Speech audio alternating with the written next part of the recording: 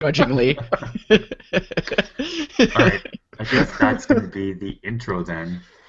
Um, this show apparently is going to start pre-follow-up with a discussion on whether or not we can consider extreme weather events or extreme environmental happenings related whatsoever to the forest fire that's happening in Okay, northern Alberta right now. to, to even before that, we have to determine if this is even an extreme weather event, which I would disagree with. Well, that's why I said environmental Pardon? happenstance. Like this is a big natural disaster type thing. Whether you call it a natural disaster like an earthquake, whether you categorize it that way, it's kind of beyond the point. Sure. Well, it's the overall dry conditions that have Yeah. led to Hmm. the well, in the immediate term, that's what's led to the fire. Because apparently, I did some reading on this.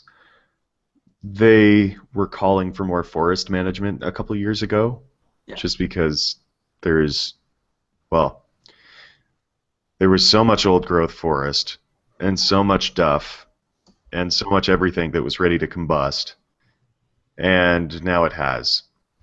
That said, there's also been response, in recent days saying, yeah, there was not a whole lot that was going to stop this just because of how dry everything was. Right. Like, because it actually jumped fire breaks and it jumped the Athabasca River, which is a kilometer wide at the point at which it jumped, apparently, Right.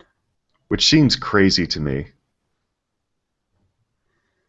So, Mike, you don't think this fits in a conversation, like it can inform a conversation about climate change, but you don't think that this fits in. I think we know so little about it right now that it's Hmm. impossible to say that if this specific event was caused by X. I think it's a good opportunity to talk about what causes forest fires, the conditions that would make for large scale forest fires such as this, and what can make it worse, and etc. Right. As I was saying pre-show, the forest fires that happen in this part of the world, they happen on a seasonal basis.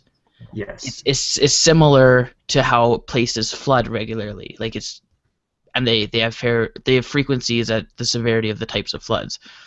I don't know if they have a similar type system for categorizing forest fires, like a 50-year fire, a 100-year fire, whatever. I Um, don't think so. I'd imagine not. Yeah. But with this, because Fort McMurray is literally built in the middle of a forest, like it's carved into a forest. Hmm. That That forest being the boreal, Yeah, or the taiga, which spans the entirety of the globe. right. So lots of trees right next to each other with a population right in the middle of it. That's kind of a recipe for disaster Yeah. if the conditions lead to such a fire in that area. And Yeah. and experts have said that the especially dry conditions this season made this fire worse. That's not to say it wouldn't have happened if it wasn't for climate change or whatever, but Yeah. it's more like it's just that much harder to control because of how dry it is right now. um, they even got rain, I think, but because it was just so dry underneath that the rain never really made much of a difference in the spread of the fire. um, but yeah, like we were saying, this is everyone's kind of jumping on this chance to throw out the climate change talk, Mhm. and it's just not to sound like a gun activist, but this isn't the time to talk about climate change when there's this type of tragedy happening, and they're still haven't figured out the cause of this specific tragedy, and they're still trying to handle it. I think what Mike is trying to say is that guns don't kill people, trees kill people No, I when I they're on think fire. I think climate doesn't kill people, fire kills people. Well, yeah. I mean, combustion's responsible for both. Is there any kind of correlation there? Like I said, the climate change makes it worse, but Right. I don't think you can say that it caused it. Okay, climate change didn't cause any individual forest fire, but I posted a link in the chat, and it'll be in the notes. Uh, and it's one of many that I've seen. So it's not like it's not and like it's not imagination that overall global temperatures going up year by year and like hitting record highs in kind of the last 10 to 15 years, all being some of the hottest on record, is making any fire that does start, which again is inevitable. It comes from lightning, it comes from like campsites being left Yeah. or disposed of improperly, all of these things. But that's what starts the fire. But what keeps it going and makes the forest that it's in ripe for a huge fire. In this case, this one's massive, and it is affecting a densely populated city, or not densely populated city, but Just a more populated. densely the rest of northern Alberta. Yeah. It makes it worse. Like it makes it a massive scale, and it makes stopping it really hard because everything is so hot and dry. And yeah, my understanding is that like it's not just an Alberta thing. Like on the for we'll try that again. The fires that have happened in Ontario have been getting worse too. And part of that might be climate because it's getting drier, and part of that might be just our fire suppression methods catching up with us. Yeah, that's true. Because every time we put out a fire, we're I'm trying to remember this. I think it's the Smokey the Bear effect, Yeah, yeah, where we're getting increasingly severe fires. Where if you just let some smaller, well, they're going to be large fires now just because of what we've been doing. But if smaller fires were to just go through, they would be much less intense. yeah. I'm assuming that for the most part, the fire control people, they let fires just burn as long as they're not risking populated areas and infrastructure, right? To my understanding, they do things like build like I The think they fire call them breaks, firewalls or fire fire barriers, breaks. yeah, Yeah. Hmm. around kind of populated areas, just so that that kind of thing, like the fire can't spread to a city. But I'm not sure they just kind of let it run its course. But they monitor it closely, and they're okay with controlled burns as long as they don't get out of control or move really, really fast. Yeah. So, I mean, that's obviously a contributing factor. The fact that they don't like forest control, forest management, whatever, wherever it may be, they don't want huge fires, but they realize they're aware, at least if they've been there for a while, that forest fires are necessary. Like rejuvenating the forest, a burn that just clears out some of the like the driest brush and all that is not going to like destroy a forest. It's going to let it kind of rebuild. It's necessary. Yeah. Also, plug stuff you should know for the millionth time. They Yeah. actually have an episode on how wildfires work, which can explain some of the stuff that's happening up in Fort Mac right now. Okay. Like how this specific fire is now creating its own weather systems, Right. which is just terrifying. Well, yeah, and that's self-sustaining, right? Or I Hmm. would have to assume that any weather system the fire creates is helping it proliferate. It wouldn't. Yeah, Yeah. yeah. Well, like, because now you're starting to get lightning from the clouds, Right. but depending on how the winds are blowing too, and the fire itself can influence the wind patterns. Right. Um, it can further dry out any otherwise wet material in front of the fire, so it's what do you call it, tinder dry by the time it gets there. Right.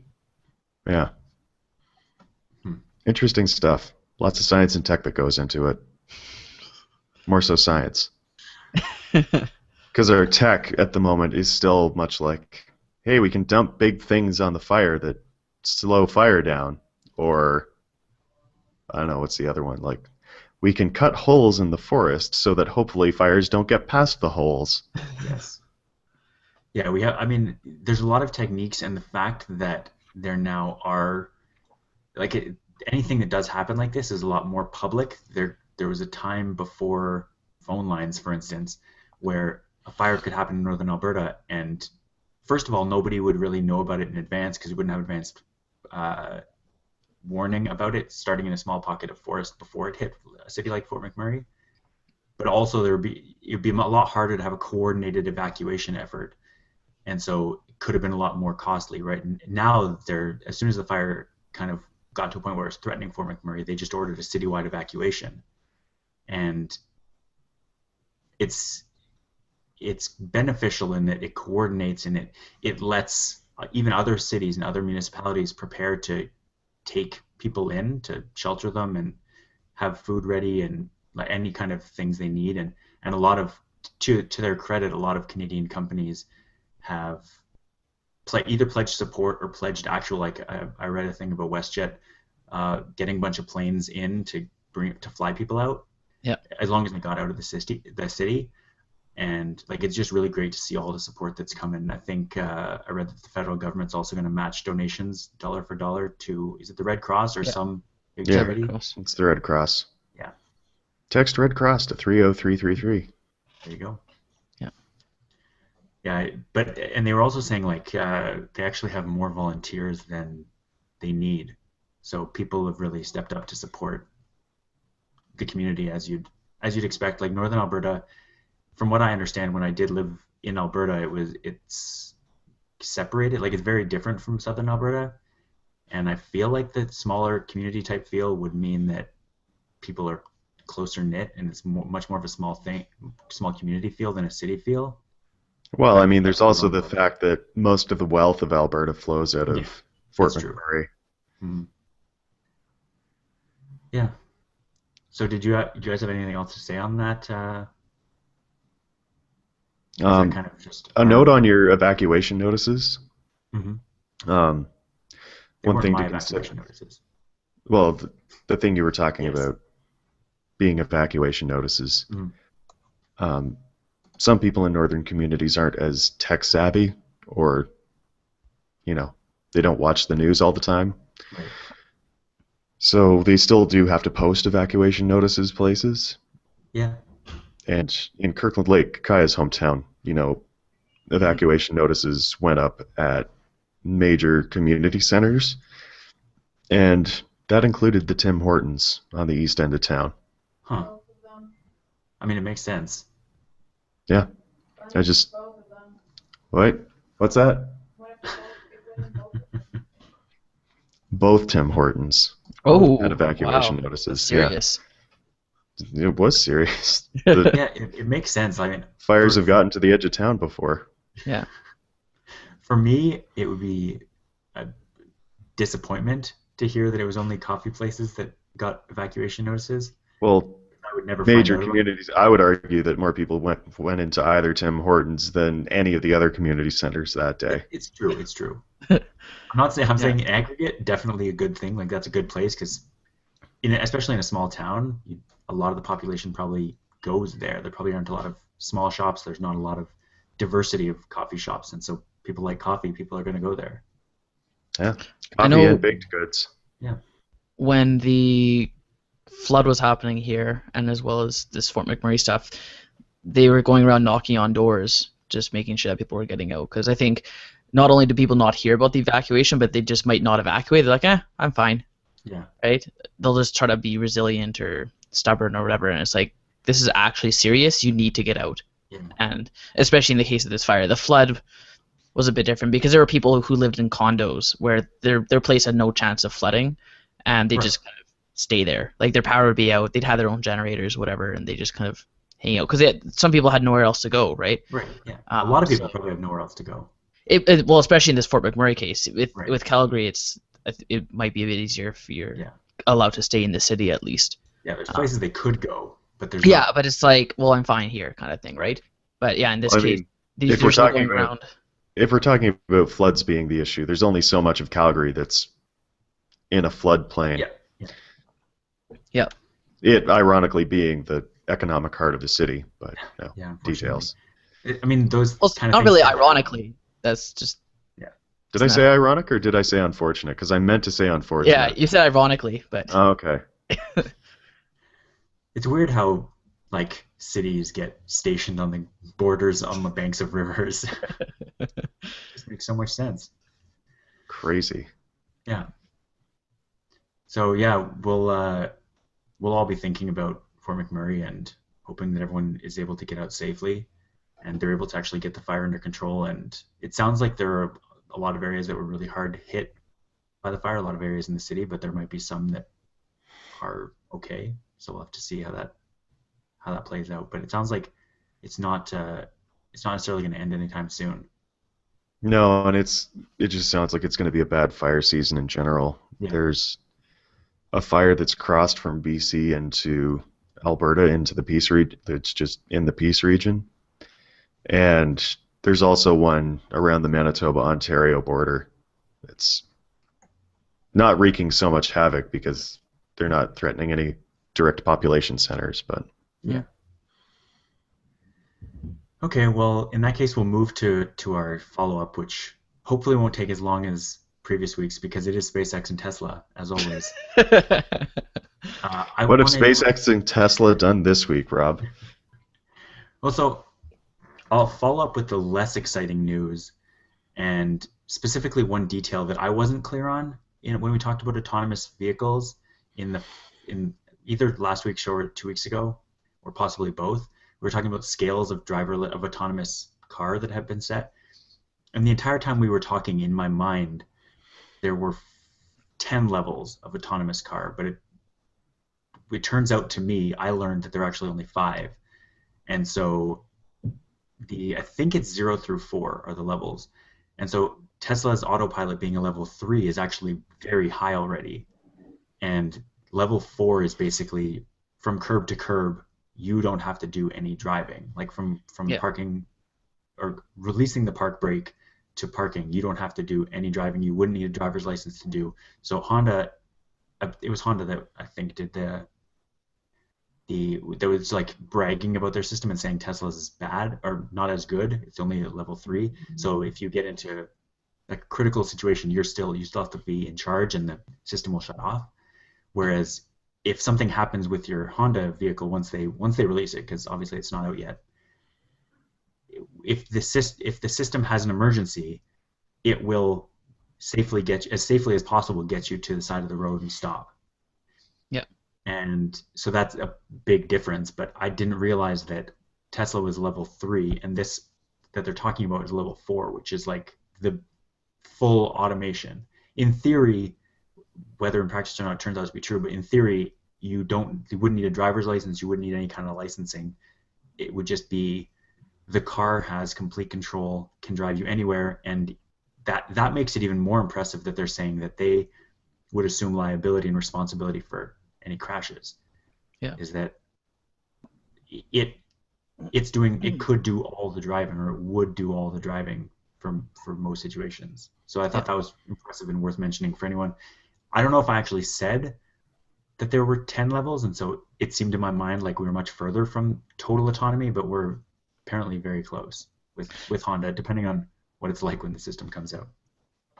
Yeah, like I think there was some confusion because in the site that I looked up, just quickly Googled, they had a graphic from whatever government transportation board, and they broke down the autonomy levels, and there was actually like 2 scales. There's a scale from 0 to 10, like you had mentioned, but then those 0 to 10 levels were broken up further or grouped into 4 autonomy levels. Okay. So it's almost like level 1 was from 0 to 3.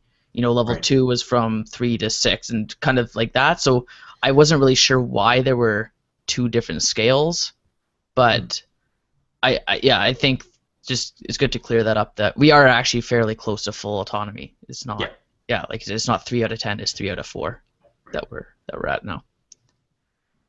So yeah, that was the minor kind of nitpicky point that I came across in listening to another podcast actually that was talking about autonomous cars. But the big news from Tesla, or the supposed news, is that we had talked previously about how Tesla wanted to ramp up to producing 500,000 cars per year, and that was pretty much the only way they were going to ever realistically meet demand for the Tesla 3. And it turns out that they were actually planning to do that in 2020, so by 2020 having it ramped up to 500,000 cars per year. But given the massive number, 400,000 and counting, pre-orders of the Model 3, they're now stepping up those ambitions to try to get it to 500,000 cars by 2018, so 2 full years earlier, and within a year of the Tesla 3, or the Model 3 coming out. And so I thought that was it. Like all the articles that talk about how it's insanely optimistic, the fact that they were going to be able to do that. But Elon Musk is basically saying there are thousands or tens of thousands of different components that all have to be ready and in place for us to actually do this. And they all, like, if you're building 500,000 cars, you need 500,000 battery packs, you need 500,000 steering wheels, you need 500,000 right rear tires. Like, you need all of those things to be ready. You can't make 500,000 cars if you only have 499,000 like starters. And so he wants to be optimistic as possible. So let's aim for this. So if we fail and don't get 500,000, we might still have 250,000. Right. The previous goal would be like something like 50,000. Right. A lot more conservative. Yeah. Because if you aim for the moon and miss, at least you'll end among the stars. Which is nonsense to any astronomer. Because you won't be anywhere near any stars if you shoot for the moon. So for the economics interests of us, the Tesla stock actually dropped after Elon Musk announced their goal. Yep. So, Nick, maybe you could comment more on this, but to me that signals that investors don't actually believe that they're going to make that mark. Would your interpretation be the same? I don't know if we talked about this on the show or not, but I remember listening to a story or reading a story about, stock market fluctuations. Mm-hmm. And a reporter had called an investment firm and asked, hey, why have the markets done this today? And, usually there's a blurb, well, consumer confidence, blah, blah, blah, blah, blah. But in reality, this guy went to his boss and said, hey, why did StockX do Y today? He said, I don't know. Some people bought or sold some stock. That's your answer. Yeah. So the reason Tesla stock dropped that day is that some people sold some Tesla stock. But it dropped like 10%. Yeah. That seems like a lot. I guess a bunch of people sold. I was actually, side note, I'm about 3/4 of the way through The Big Short. Okay. And it's Only just 3/4? Yeah, I haven't finished yet, but that's a crazy thing, that whole mortgage bond thing. It's insane. Yeah. It got real, didn't it? It did. Anyway. Did you know that people are shorting the Canadian real estate market in record numbers? Oh. Because they're trying to cash in similar ways on a different housing bubble.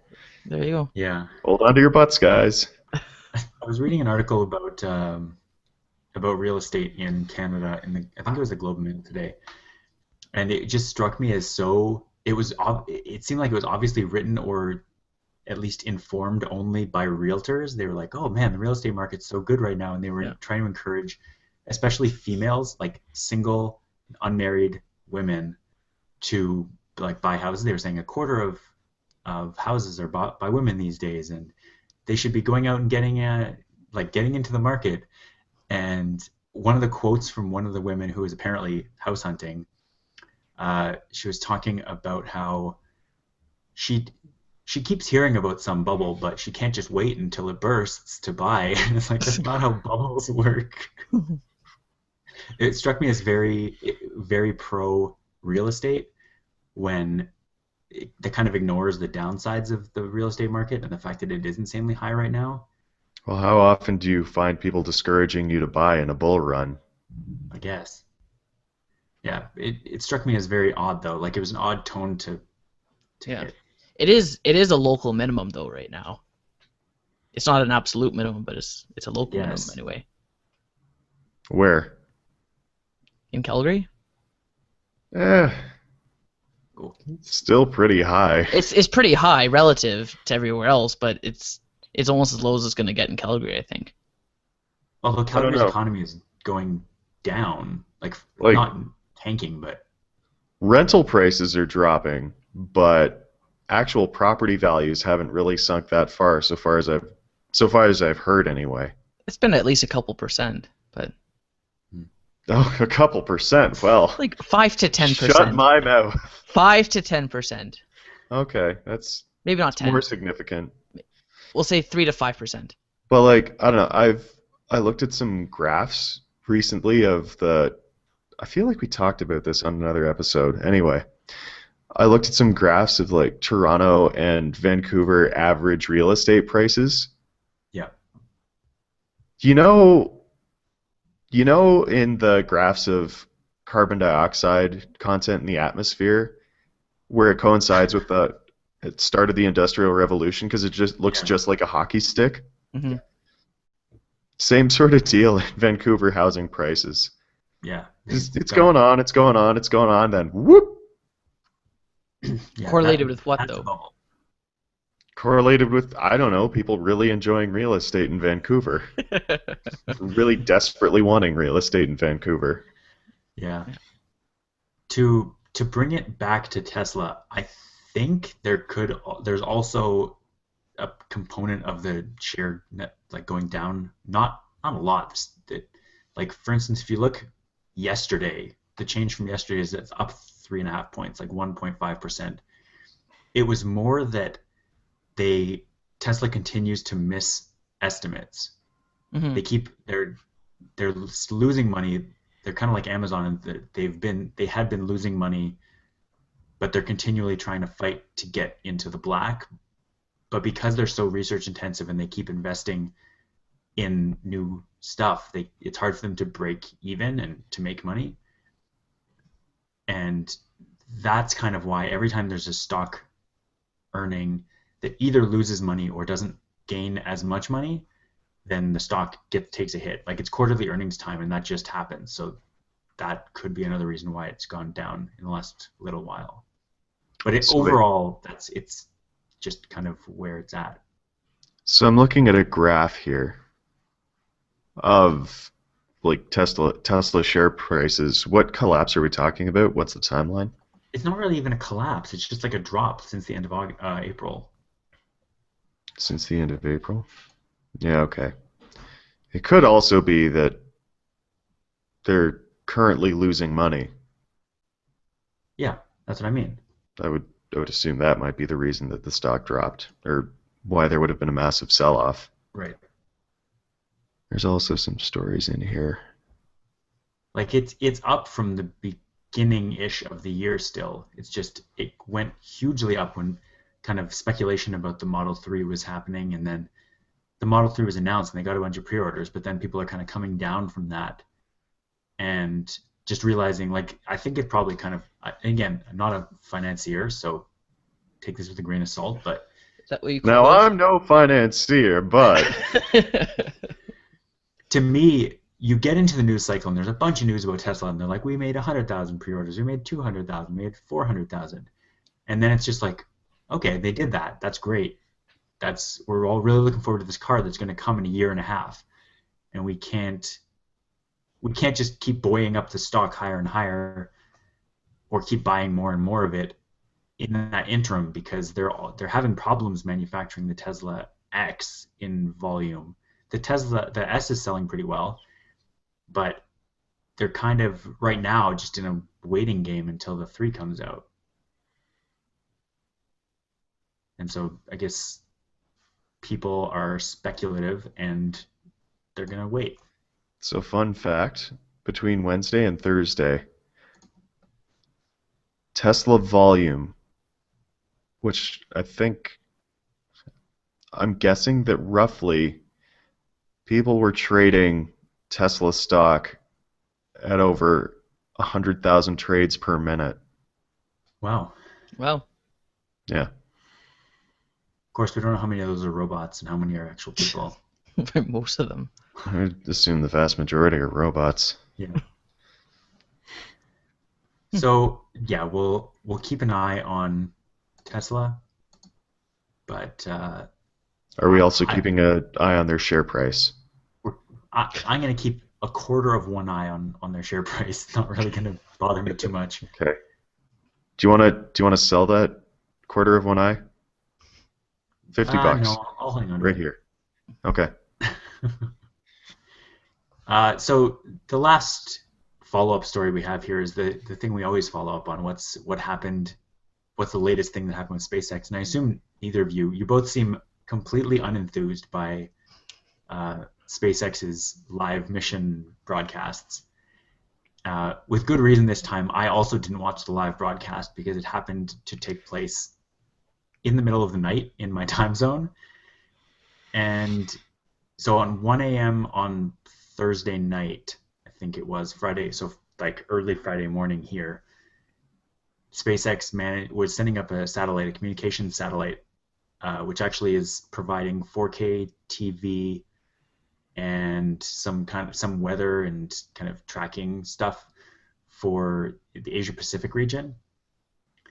And so it's setting up this satellite to geostationary orbit, which, as you'll recall from earlier shows, or if you pay attention to SpaceX, is much higher and requires much faster rocket speeds. And so the Falcon 9 booster, the first stage, had to go twice as fast as the last one, which they did land on the barge. And they were trying again to land on the barge this time. And I encourage you to go and watch the YouTube video. Like, at least go to the climax of the landing. But they were able to. It was nighttime, so you don't get as good visuals for this video. But they were able to land from sending the rocket to geostationary or geosynchronous transfer orbit, and they were able to land it on the barge again. This time, the degree of difficulty was theoretically twice as high, but probably not quite twice as high. And they did it. They did it probably even better than the first barge landing. So did you guys watch or pay attention to any of this? No? No. It makes me sad because, again, I guess it's kind of good because this is just becoming commonplace, which is what, first of all, what Elon Musk and SpaceX want. They want it to be like, great, you landed another rocket, wonderful. Yeah, no, exactly. That's exactly my feeling on it. But it was so exciting. I showed the video to Julia, specifically that part, and she was so unenthused. But there was a point, like, it's dark, right? So they switched to the video of the barge, and then you see a bright light coming down from above. Like, that's all you see. And then almost immediately, the entire screen goes white. And you hear the cheering of the SpaceX, the engineers and stuff in the background. You hear the cheers, and then you hear, "Oh!" And then the light goes out completely. And you just hear, "Oh!" Like total disappointment. And then the floodlights come on from the barge, and you see lit perfectly standing there, the rocket, and everyone just cheered so loudly for like 3 solid minutes. It was so awesome because nobody was actually expecting this to be successful, and it was perfect. Mm-hmm. It made me very happy, and it was very, very heart-wrenching to see, to like think it failed because you see this massive blinding light and then it just goes out, but it's beautiful. But so the thing that I actually want to talk about in follow-up with this is the fact that they've now SpaceX has landed 3 rockets. They landed one on the ground. They landed one from low Earth orbit, which is the easy one, and now they've done the hardest of the 3 landings. And they basically now have to transport them because they end up off the coast of Florida. They have a building in Texas where they, I believe, build them and work on them, and then they launch them from Florida. But their actual headquarters is in California, so like there's a lot of transportation. And you'd think, it's a rocket, you can just send it back, but they actually have to load it onto a truck once it gets off the barge on land. They load it into a truck and drive it across the country, basically. Mm-hmm. And so SpaceX's facility in Texas, where they kind of are planning to refurbish these rockets and relaunch them, has room for 5 Falcon 9s, because the thing that doesn't really show in this is that the scale of the Falcon 9 is it's like a 150-foot tall rocket. It's really tall. And so it ends up being this massive thing. You need a huge hangar to only store 5 of them. But they now have 3 that they've reused, and so they're for the longest time while they're doing paying missions, they don't want to reuse a rocket because people are paying full price. This is still an experiment. Yeah. They're working on this. And so this article came out from The Verge with an interview with SpaceX talking about how their hangar is going to be getting full really quickly. Like once they land 5 rockets again, unless they're ready to relaunch one of them, they are going to run out of room very quickly to actually store these preloaded rockets, which is the best possible problem to have, because normally this just ends up burned up in the atmosphere or ends up splash landing in the ocean and can't be recovered. But so now they have this problem where they have a bunch of theoretically or technically good rockets that are just sitting in their storage facility. And so yeah, I'm very curious on what this means for the future of space, because once you do get into the routine monotony of re-landing a rocket, you just have a bunch of rockets that you now have to reuse, and you can stop building new rockets. Whereas now, first the priority would be like, okay, we have 10 missions coming up. We got to go build these 10 rockets. Now it's like, how many rockets do we need to do these 10 missions? Can we do it with one rocket? Can we build 2 and do 5 with each? Like how that's going to be really interesting to how it plays out in the future of space. Right. Now Tesla hasn't, or not Tesla, SpaceX, they haven't reused any rockets yet, right? Blue Origin has. Blue Origin sent it into The same technical one. space, and they did it 3 times now, I believe. With the same one. Yeah, and Yeah. so the closest Falcon 9 has come is they test fired the first one, I believe, but they haven't done any relaunching of any yet. So as in they went through like the ignition sequence, but haven't actually launched anything. I think what they do, they might not do full power necessarily, but I think they tether it and then they Okay. do a controlled, like stationary, Right. almost like a Burns. hover test, but with Right. like, tied down. Yeah. Yeah. Okay. Yeah, because I think like what you're saying, if you're contracted to do a mission and you're using a used rocket and you're not sure if it's actually going to make it, then you wouldn't want to risk it, kind of. Like Mhm. in engineering, there's, what's considered like a mean time between failure, Yeah. which is kind of, you want to get that long enough that you can at least guarantee, as guaranteed as you can get, that at least one more reuse will be fine, Yeah. kind of thing, right? But right now they don't have enough stats on mean time between failure to be able to reuse rockets for actual missions. So Right. you'd almost, yeah, like you were saying, just have to use it on test stuff until Yeah. you can get enough data, I guess. Because yeah, like the consequence of having a failed launch when you're actually launching stuff up into space, not just, hey, let's shoot this up and land it, Yeah. it's probably not worth risking that. Right. Yeah, it's almost definitely not worth risking. Yeah, because your payload could be worth however much and be so critical, whereas, and that if it exploded in midair, like that's not really an option, kind of. Not if you can avoid it anyway. It's funny. I actually introduced a friend of the show, Damian Brooms, to the concept, the idea that SpaceX is run by Elon Musk as well, like in addition to Tesla. And this show really should be, or at least could be called, like, "What's Elon up to this week?" Well, that would be our follow-up section. Yeah, exactly. But so I believe they now have another, like, when I was looking in April, they had 2, like, almost clustered launches in May. So I think there's another one coming up this week, if I'm not mistaken. But they're like doing a lot of missions for NASA. So, Mhm. or in this case, I think it's a like Japanese satellite company. NASA. Yeah, so that's I guess that's it for follow-up. And that means we get to talk about probably the second worst news that came out of this week. The idea that competition has once again been stifled in Canadian telecommunications. So the short version of this story is that Bell is going to acquire most of the Manitoba telephone service. I don't know if that's actually what the acronym is, but the words are all close enough.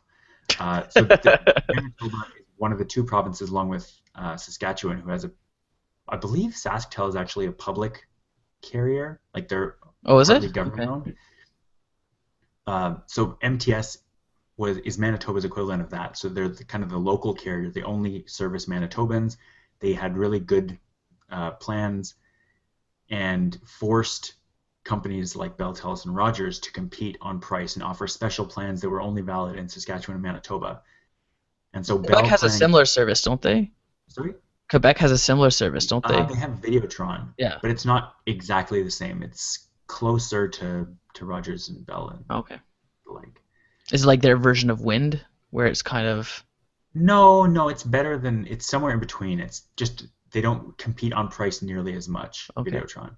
But so the story, the part of the story that's interesting, Bell is acquiring most of the company, but there's some kind of agreement to send some of the people, some of the subscribers to TELUS, which just seems like how is that not collusion? We're going to buy this company, but here, TELUS, you can have some of the subscribers. I think Bell and Telus share a network. Last I Uh, checked, anyway. well, yeah, I think TELUS runs on the Bell network, or like, yeah, they do have some kind of sharing thing, but the idea that subscribers are actually going to change hands, Yeah. it seems very odd to It's me. the way is similar to how in the oil and gas industry there was recently a merger that was trying to take place between Baker Hughes and Halliburton, and they're number two and number three, or yeah, number two and number three in Mm. the drilling industry, where Schlumberger is number one.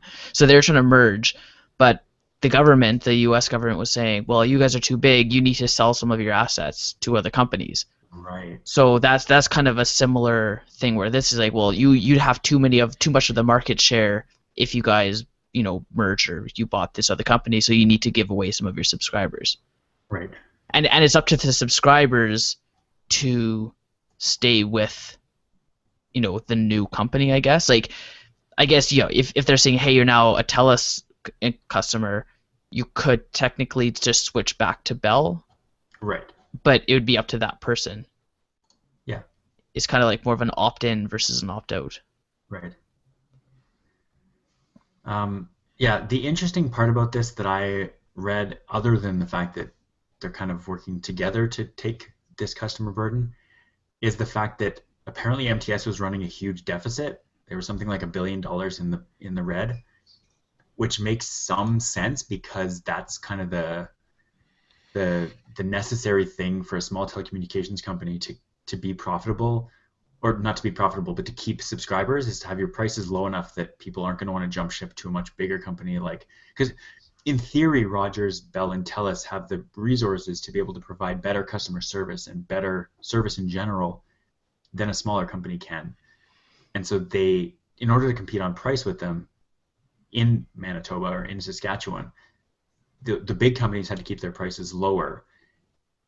And so I'm really interested to see what happens with those MTS subscribers. Are they going to try to keep their old, better, cheaper plans? Is Bell going to continue to charge the customers less than they do elsewhere? Can they actually run, like, can anyone run a sustainable business in Canada that doesn't charge a bunch of money for Right. data? Because the network has to be so big. It's such a big country, and Manitoba and Saskatchewan are arguably two places where population is more spread out, just because the rest of the provinces have bigger population centers. And so it almost seems to me like, because there's no other than, like, there's capitals, like there's Saskatchewan, or there's Regina and there's Saskatoon in Saskatchewan, they're municipalities, but it seems like the hot spots on other provincial maps are brighter Yeah. than those two provinces. So I'm really curious. Yeah. Like I remember the when I was looking at that census data a while back. Um, was that for East meets West? I think I was doing that one for. And the population of Manitoba is like, I think it was like 600,000 people, the entire province. Yeah. And I think Saskatchewan is just over 1 million.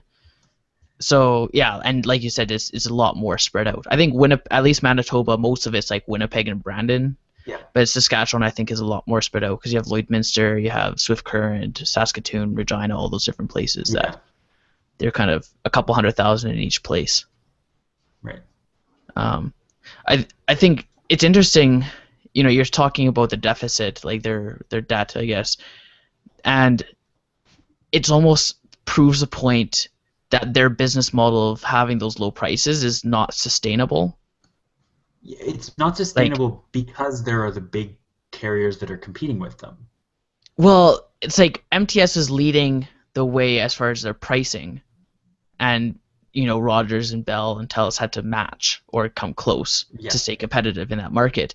But at least with the other networks, or the providers, they were able to use, I guess, Saskatchewan and Manitoba as like a loss leader, Yeah. and then keep Ontario and Alberta, as Quebec, as the ones that are making up that deficit. Right. Whereas MTS isn't able to do that because they don't have their network anywhere else. So I feel like it was just a matter of time before MTS was purchased because, with a $1 billion deficit, like you can't operate for too long with that. Yeah. Like at some point, your investors are just going to stop giving you money because it's like you're not making any money. So. Yeah. And I guess, yeah, I think you're asking about the keeping them on those plans and stuff. Like I think I remember reading that Bell was going to have it as like Bell MTS was their network name. So Yeah. I don't know if Bell already has a network presence in Manitoba. So if they'll operate as Bell and then Bell MTS, kind of as an MVNO type setup. Yeah. I don't think so, because I believe that, I mean, they're talking about building out infrastructure and having things like putting in fiber in Manitoba, but right now, from what I've seen, in Saskatchewan and Manitoba, most of the spectrum is owned by MTS and SaskTel and is licensed out to the other carriers. So that's why they can kind of afford to compete, because they don't have to build the infrastructure because it's already there by those kind of just regional carriers. Okay.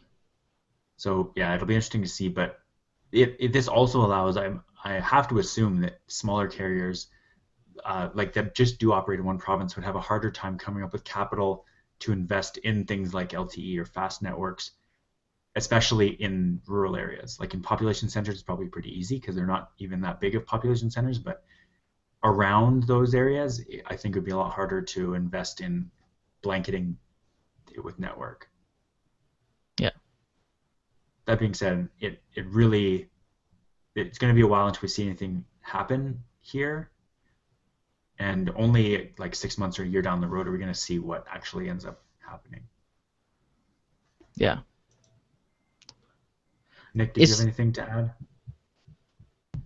No. I'm kind of thinking about SaskTel. I wonder what their deal is. I think Wikipedia is going to be perused after the episode's over. Yeah.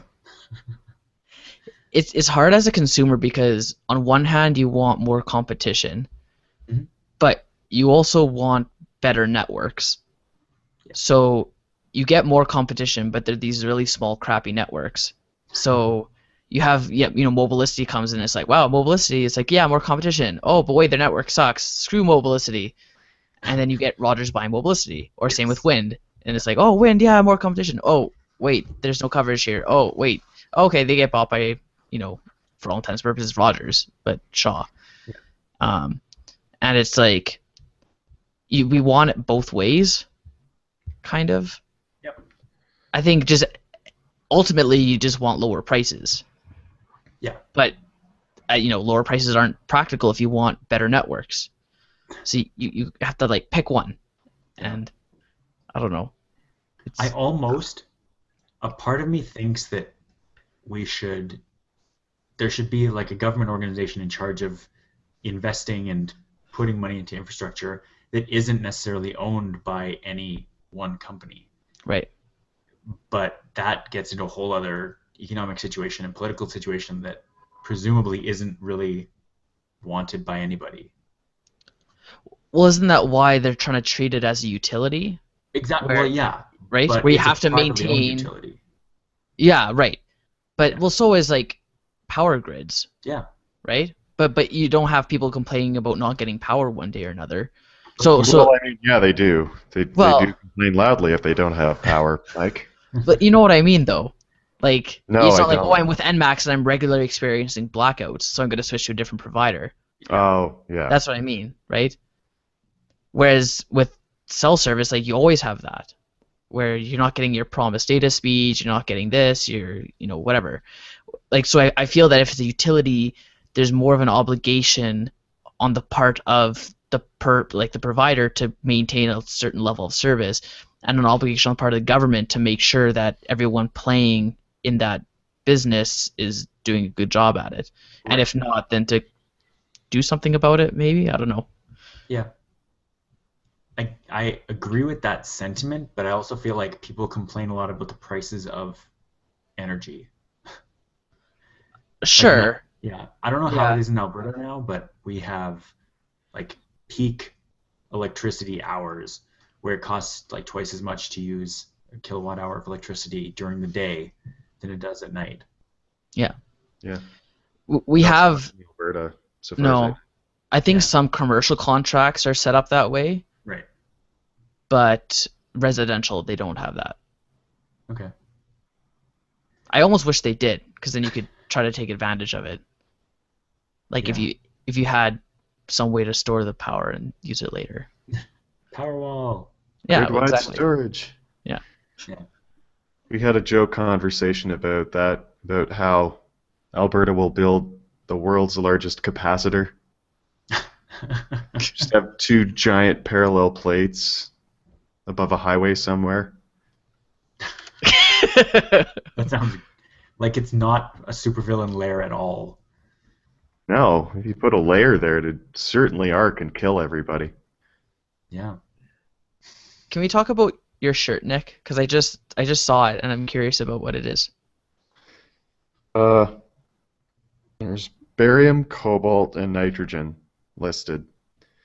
And then what is it? The caption Oh, says, okay. the periodic table. It Yeah. says, I'm no scientist, but some things just belong together. I didn't see what's below those elemental Yeah, symbols, the elemental things. Yeah. that's what Gotcha. it Nice. is. Nice. Yeah. So again, it'll be a little while until this happens, or until we see any kind of results from it, but it seems concerning given the lack of competition that already exists in Canada. But that kind of leads to a neat transition to the last story we want to talk about. I guess this this idea of live TV streaming that Mike, you had said a couple different companies Hmm. have launched or talked about this week. Yeah. One of the main things that people still subscribe to cable for is the live events, such as sports, I don't know, award shows, I guess. I don't think anyone, but that's one of the times you'll watch Yeah, live TV yeah, anyway, it is. or cable TV is, award shows and that kind of thing. So now there's been news of, like, we started with Netflix and Hulu and Show Me and all those that do episodes of TV or movies and that kind of thing. And now both YouTube and Hulu have said that by, in the near future, 2017, 2018 kind of time frame, they'll offer live TV streaming through their services. It's yet to be seen what that structure, that system would look like, but at least they're going to offer that type of service. And I don't know if it'll be set up the same way where you have, either scheduled events that the way YouTube works now, YouTube Live, where you click on the link and it shows the live stream, or if you can literally just flip to a channel where it says this is CTV or this is global, and it just shows whatever's on right now. I guess we don't know if what way it's gonna go.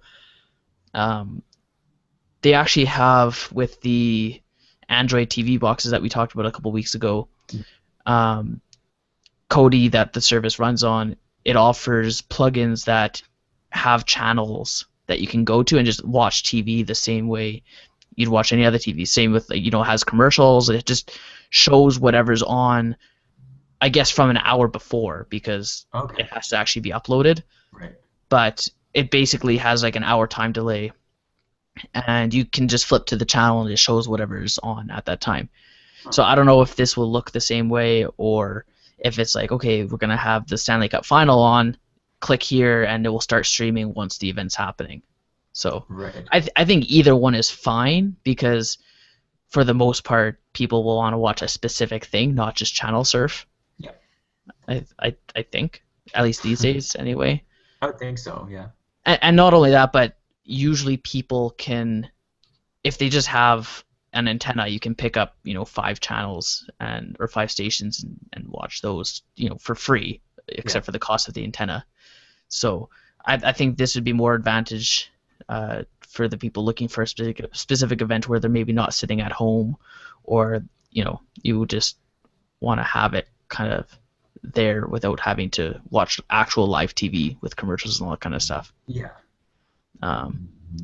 But it definitely signals a shift in what the networks are going to start doing, because you've even had companies like is it HBO or one of those types. I think HBO has their own show hosting service now, like an over-the-top service. So Yeah.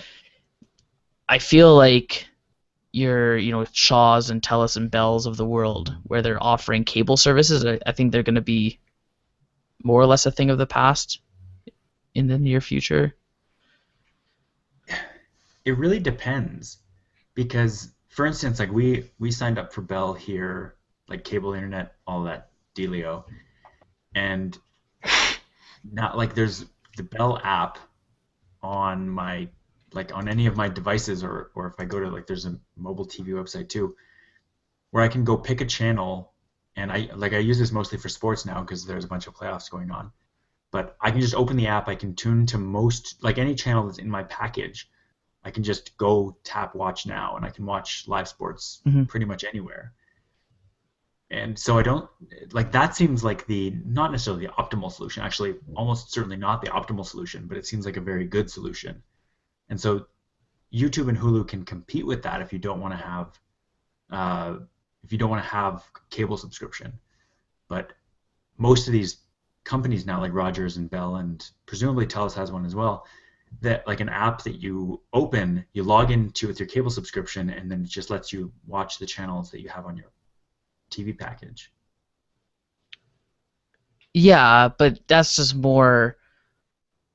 If they offered a service where you just paid $10 a month and you had access to live sporting events, either live or just archived, from the week before, the day before, whatever, would that not be better if you didn't have to pay for the entire cable service, if all you're looking for are those specific events? Well, I would argue, first of all, that if you did have that, it would be more than $10 a Maybe. month. Yeah. And I would also argue, the whole archiving thing, yes, I think there's some value to having archived video, like highlights and all that, but I'm not sure there would really be a lot of incentive to have watching the entire game that happened yesterday, because you'd already presumably know, you wouldn't want to spend an entire day spoiler free. You'd want to discuss something either as it's going on or right after it ends. So while in theory that would work if you're kind of isolated and you just want to get your entertainment, but there's a certain, especially now with Twitter and social networks like that, there's a thing in being able to be like, yeah, go Raptors, you guys won. Whereas if that happened, if we were having this conversation right now, you and I was subscribed to Bell and you were subscribed to this theoretical sports package, I'd be like, hey, Mike, you see the game last night? The Raptors did so good. And you'd be like, oh, no, I'm going to watch it right now. And you just ruined it because it's start later. So, yeah, it's tough. I'll use the Olympics as an example, because CBC did do their live streaming on their site for Olympic events with the last Winter Olympics. And I watched a couple events here and there. I did the same thing for World Cup, and it worked really well, especially with World Cup stuff and I guess Olympics even for that matter, where they're happening in a different time zone and that kind of thing, where you can't watch it live. So you just say, oh, I want to watch the curling finals, or I want to watch, Colombia versus Brazil, and you just turn it on when you want to, and you don't need to be subscribed to anything. It's just there. Yeah. And so I can see the appeal for that. If someone is only subscribed to cable to get TSN and Sportsnet to watch Raptors games or Blue Jays games or whatever, that if you offered a service that you could get those same programs without paying an entire cable package worth of content, I think people would go to that. Yeah. There's the skinny cable package that companies now have to offer that would theoretically have TSN1 or whatever I assume TSN1 is the first, the OG TSN. Yeah. And then there's a bunch of sports nets for regional, and there's Sportsnet 1. the Did you basic. actually just describe it as the OG TSN? Yeah, I Ah, did. interesting. But there's also a bunch of sports nets. There's a bunch of different networks that now have Yeah. multiple channels. ESPN, ESPN2, Yeah, ESPN, whatever. Yeah. ESPN, the Ocho. You have to have multiple things to watch all these different Right. sports channels. But if you have the skinny package, that's good enough to cover whatever the main event is. Like if it's a Blue Jays World Series game, let's hope, or a Raptors NBA Finals game, in theory, that would be on the main channel. Or a Maple Leaf Stanley Cup game. Ha ha ha ha. Let's not joke around here. If I'm glad my video is off because just we'd have to censor you otherwise. If that happened, that would be on the main channel. But if you want to go and watch midget wrestling or something, this is a very bad, irresponsible example from the Dodgeball movie, which is where the Ocho also came from. I was wondering. I was like, that doesn't sound like a real thing. No, it was like it's a parody of the whole. Anyways. No, yeah, I gotcha. Yeah. If you wanted to watch a lesser known sport or a lesser watched sport, something like soccer, you'd only be able to get it on one of those, like further down TSN, the newer TSN 2 through 5. So, yeah, I would think that any regular sort of sports fan who tunes into things like the Olympics, things like the World Cup, all of these things, you'd be fine on the skinny package. But if you want the Olympics coverage where you can go and see, I don't know, biathlon. I don't know if biathlon's actually well liked, but I assume it's one of those things like if the, I don't know, aerial ski jumping is happening at the same time as biathlon, they're going to show the ski jumping on the main station, but they would show the lesser watched things on the other ones. Yeah. You'd need the big package, the one that would theoretically cost more than $10 or $25 in the case of the skinny cable package. You'd need more. It would cost more, and at that point, you basically already get into a cable subscription. And so why even bother doing all this? Right. But it is. I acknowledge that it's very tricky, and YouTube, I think, could do live TV if they could sign up, get all the networks on board, and all that, which is a whole other question in itself because TSN and Sportsnet and all those are owned by the big media companies. Right. If they could get them on board, then I think that would be great, and YouTube could do really well with live streaming because they do really well with live streaming, but it wouldn't be as cheap as something like YouTube Red is, where you can just watch videos and watch the original shows that YouTube has made. It would be more expensive, and at that point you may as well just get cable. Right. Yeah.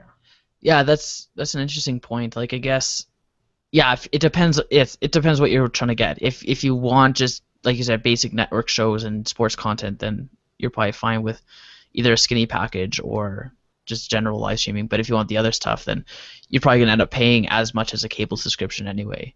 Right. And if you have a DVR, then you're fine, and then you can just watch it as you need to or as you'd like to. But yeah, well, in theory, that kind of package with something like YouTube, where YouTube accepts hours of content per second now or something like that, they can store all that video. So you could watch the Grammys the next day if you had this theoretical package. Like, that's one of the ways that YouTube could do it really well. As far as I know, networks like Bell and Rogers, they might keep, like NHL Game Center, you can watch back NHL games, and that comes with a Rogers subscription, but you can't go back and watch an arbitrary show that happened in the past. They have some that are on demand, but they're not all like that. You can't just go and watch anything you want from their archives or from the annals of history. Nick, do you watch any TV outside of sports and bars? Sometimes I watch the news. Makes sense. We have a usual rotation of what we watch off just like the network streaming services. Yeah. And we've also just gotten Netflix. Ooh.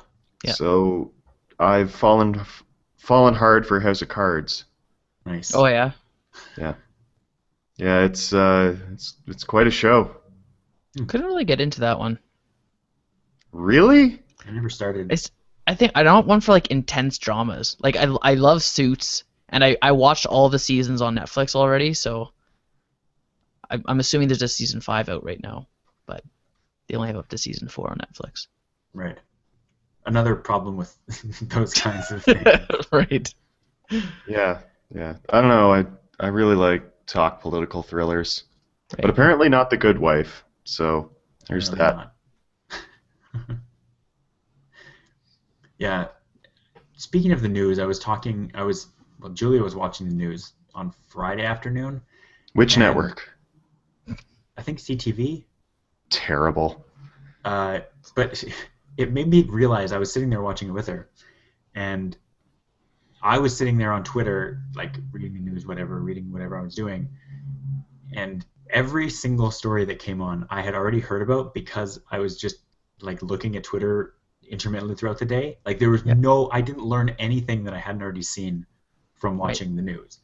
And it's just like either my aggregation is really good or the internet is just a much better place for that kind of thing. Like I guess if you want a half-hour digest of what happened, then Right. the news is a good thing. But in general, most of the stories I don't care about, and so reading the headline and clicking through if I want to know more is a much better experience for me than sitting down to a half-hour of news at a given time when, in theory, I would rarely or not always be home at that time.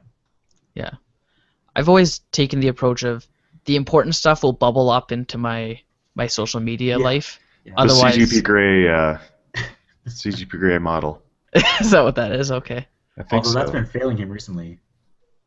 Well, with the SpaceX stuff, Yeah. Yeah.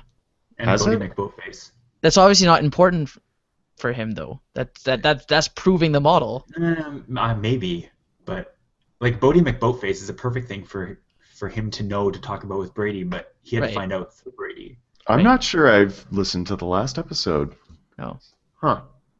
But would you argue that Nick not hearing about the LG G5 news, even though it's bubbled up into both our feeds, does that mean that it's important enough for him to know? I don't No. think so. No. So exactly. Although the LGG5 news is not really news. But you know what I mean. That's just I know what you mean. yeah. For clarity, I do not know what you mean.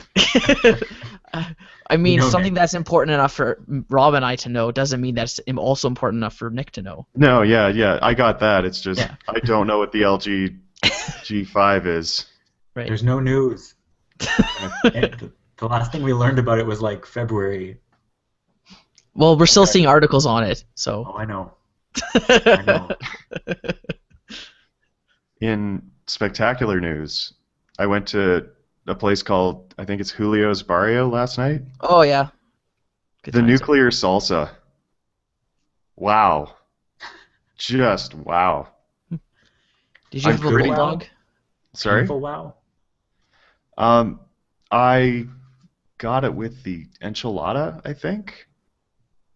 Enchilada or chimichanga. Pretty sure it was enchilada. Anyway, whew, I'm pretty sure I really think they used Caribbean red habaneros because that's a flavor I haven't tasted in a long time, and it was just gorgeous. Did you have the bulldog when you were there? I think so. That's the thing with the Corona inverted into it. Yeah, I had that. Yeah, it's pretty good. It's a very For- odd for- beverage. For the cocktail it's trying to be, it's good. Yeah, I cried a lot with the salsa. Right. Of course. Free chips. Well, included chips. They're not free. I'm still just. I love how this conversation has gone about Julio's Barrio. Absolutely. Yeah, so are you guys happy with where that television conversation is left off for now? That it's gone into chips and the spectacular salsa. Spectacular tacos. Yeah, we're running well into the past an hour mark, so I feel like we're good for this week. Okay, think so. kill it. We're done. We have nothing more productive to say. Well, that's not true. Yes, it is.